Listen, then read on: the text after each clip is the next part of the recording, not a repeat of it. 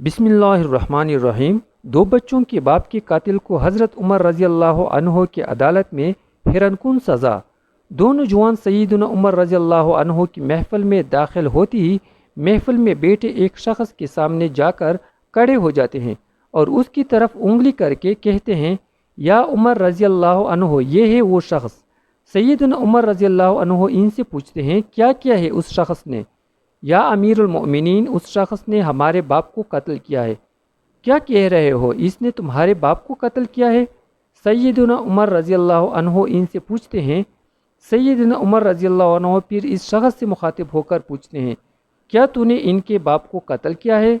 वो शख्स कहता है, हाँ अमीरुल मोमिनीन, मुझसे कत्ल हो गया है इनका बाप।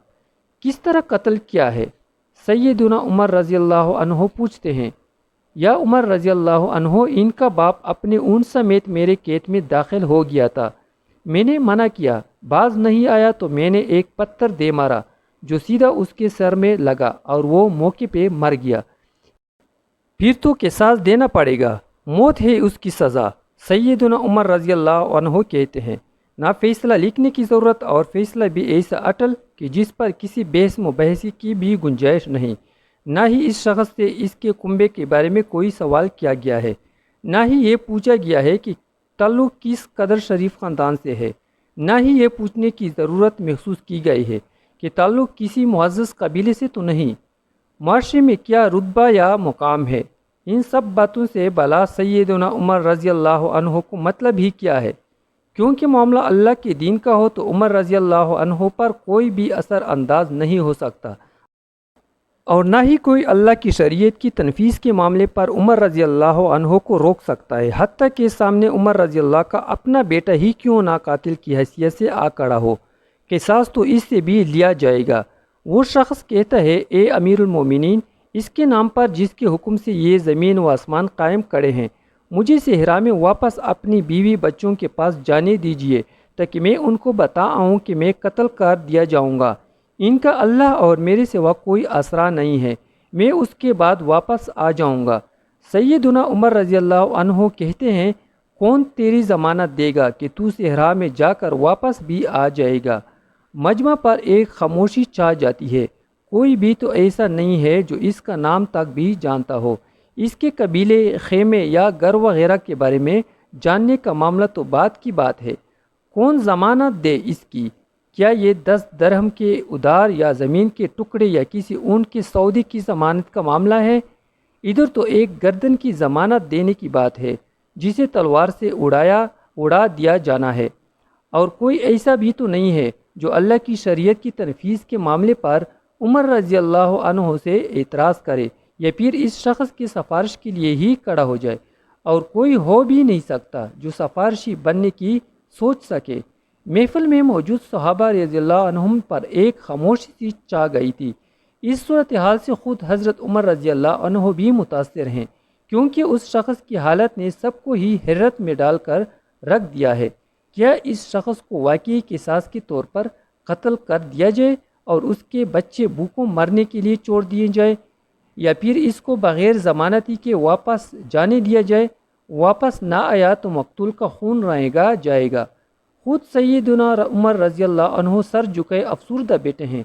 इस सूरत हाल पर सर उठाकर इल्तिजा भरी नज़रों से नौजवानों की तरफ देखते हैं। माफ़ कर दो इस शख्स को। नहीं अमीरुल मोमिनीन, जो हमारे बाप को कत्ल करे इसको छोड़ दे, ये तो हो ही नहीं सकता।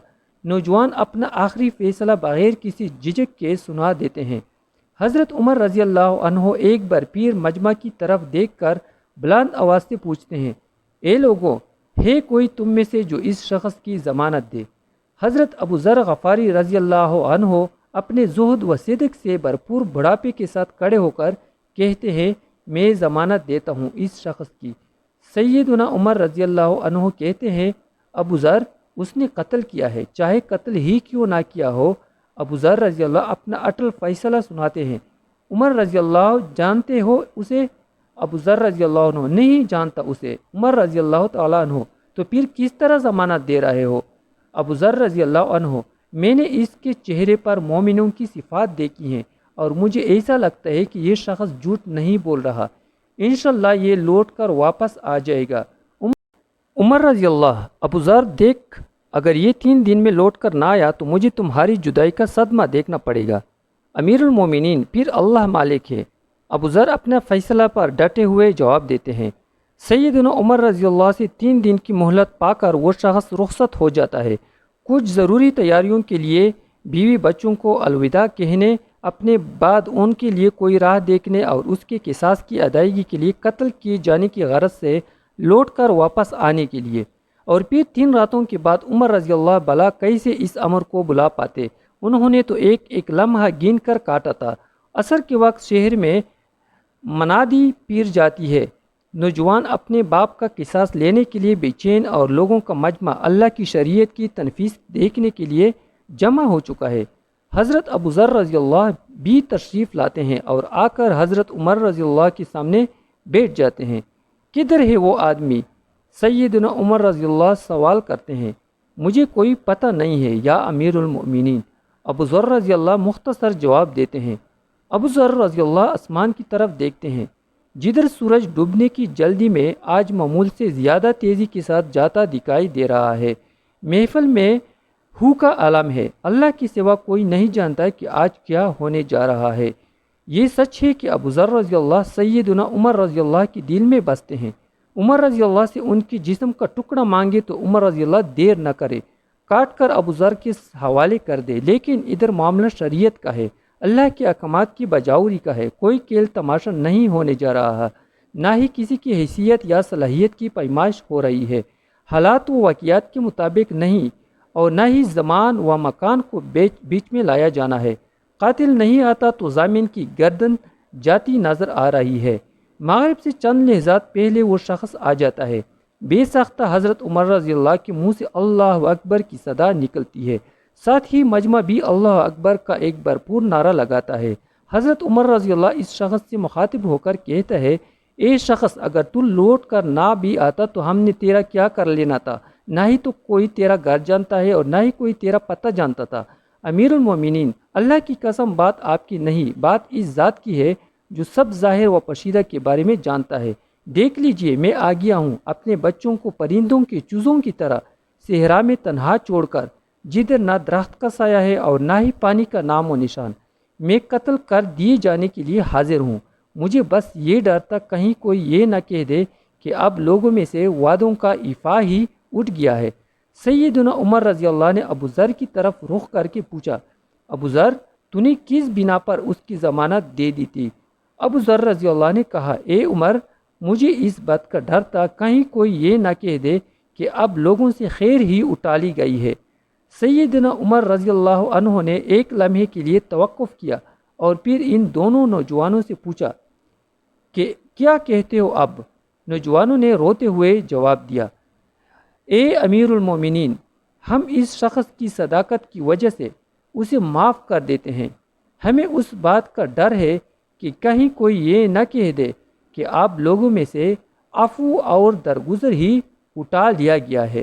سیدنا عمر رضی اللہ تعالی عنہ اللہ اکبر پکار اٹھے اور آنسو ان کی داڑھی کو تر کرتے ہوئے نیچے گر رہے تھے۔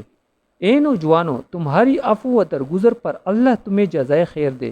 اے ابو ذر رضی اللہ، اللہ تجھے اس شخص کی مصیبت میں مدد پر جزائے خیر دے، اور اے شخص، اللہ تجھے اس وفائے عہد و صداقت پر جزائے خیر دے، اور اے امیر المؤمنین، اللہ تجھے تیرے عدل و رحم دلی پر جزائے خیر دے۔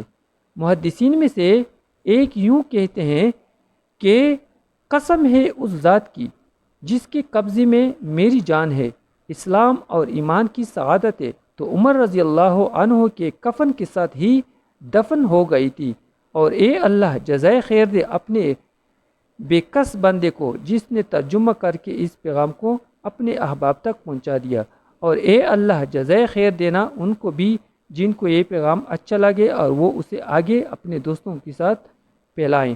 امین یا رب العالمین۔ شکریہ ویڈیو دیکھنے کا۔